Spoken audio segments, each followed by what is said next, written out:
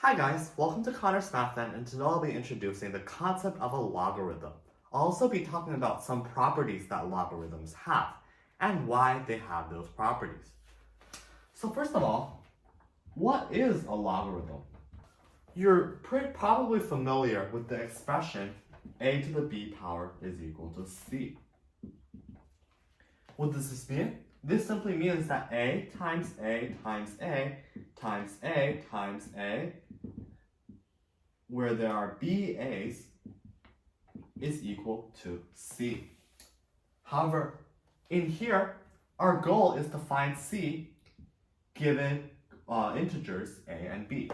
In logarithms, we have kind of a different approach. Instead of finding C with A and B, right, instead of multiplying A, B times, we want to find the value of B given A and C. What does this mean? Well, let's say we have the expression 4 to the b power is equal to 16.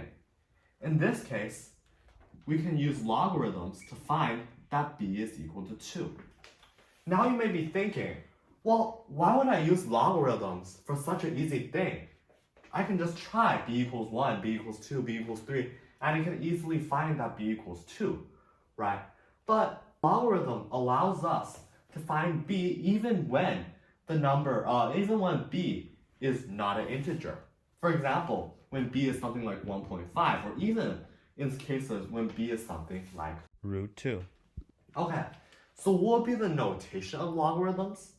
Well, if we have the expression a to the b power is equal to c, the notation of a logarithm would be log base a c is equal to b.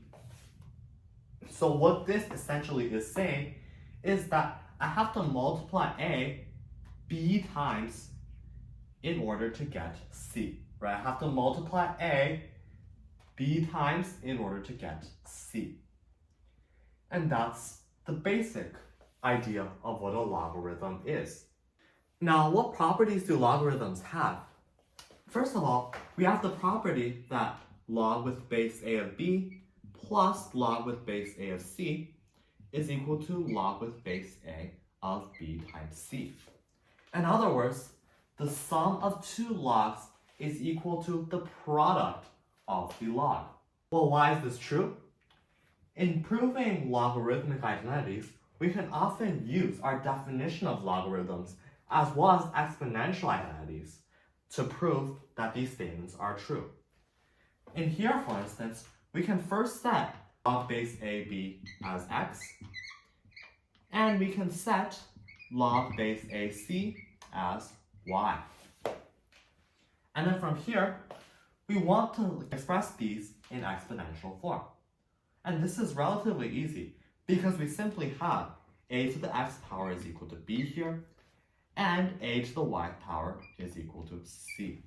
But remember, ultimately what we want is x plus y. How can we get x plus y from here?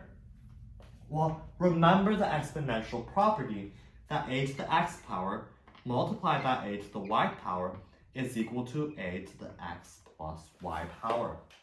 But what is a to the x power? A to the x power is just b.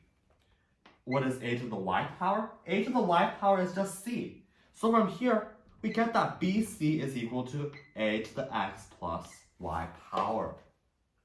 We can rearrange this into a logarithmic expression, and we can get that log with base a of bc is equal to x plus y.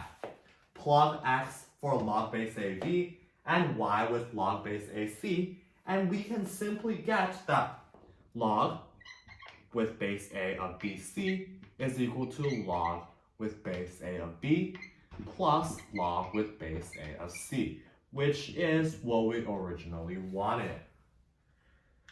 Okay, so this is a very important logarithmic identity, and it will often be tested both ways.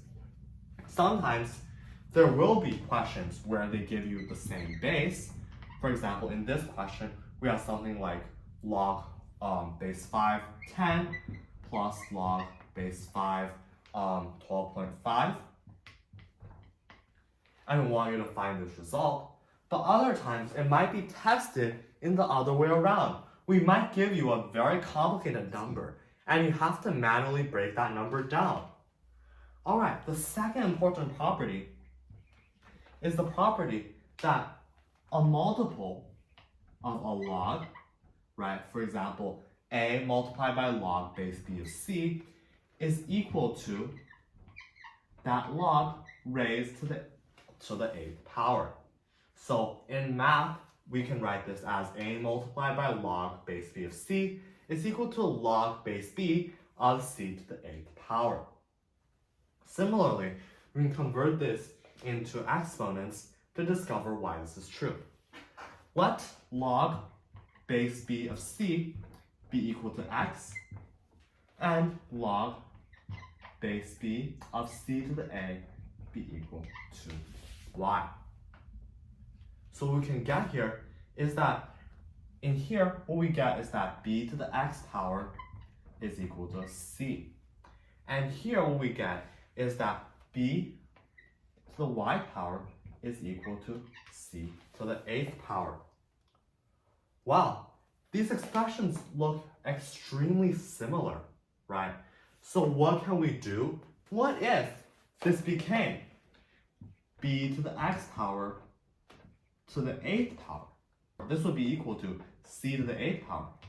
And this gets us exactly the same thing as here.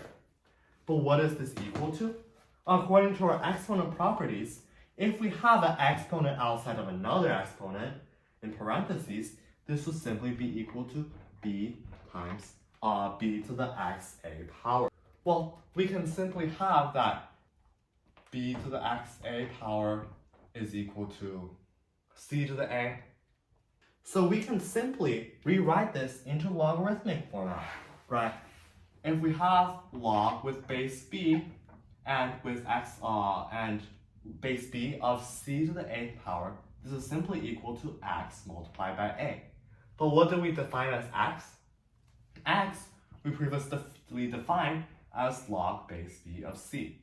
So this is simply equal to log base b c to the 8th power is equal to log base b c multiplied by a. And putting the a on the left side gives us exactly our original equation, that a times log base b of c is equal to log base b of c to the 8th power. Now, combining these two properties, we can get a third property that really is just a corollary of the first property. So I will call the third property 1b. But in textbooks, they usually define this to be a separate property. Well, in this video, I'll show that it's simply property 1, but changed a little. And what is this property? This property is the idea that log base AB minus log base AC is equal to log base AB over C. Right? Again, we can simply express minus log base AC as plus negative. So log base AB plus negative log base AC is equal to log base A, right, B over C, and we have to prove this statement. The negative sign here is kind of annoying. What can we do with it? Well, rewrite negative log base AC as negative 1 multiplied by log base AC. Now we can use our property 2, that if we have something multiplied by a log, we can simply raise that to the power.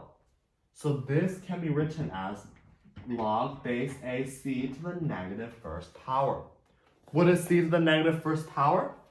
That is simply log base A of 1 over C. All right, so this expression now becomes log base AB plus log base A 1 over C. And through our first property, we can get that this is equal to log base A B times 1 over C, which is equal to log base A B over C. The exact same as what we've written here. All right, so these are the three properties of logarithms. by the end of this video, hopefully you now know what a logarithm is, and you now know how to prove the three properties of logarithms. If you like this video, please like, subscribe, and comment, and see you next time.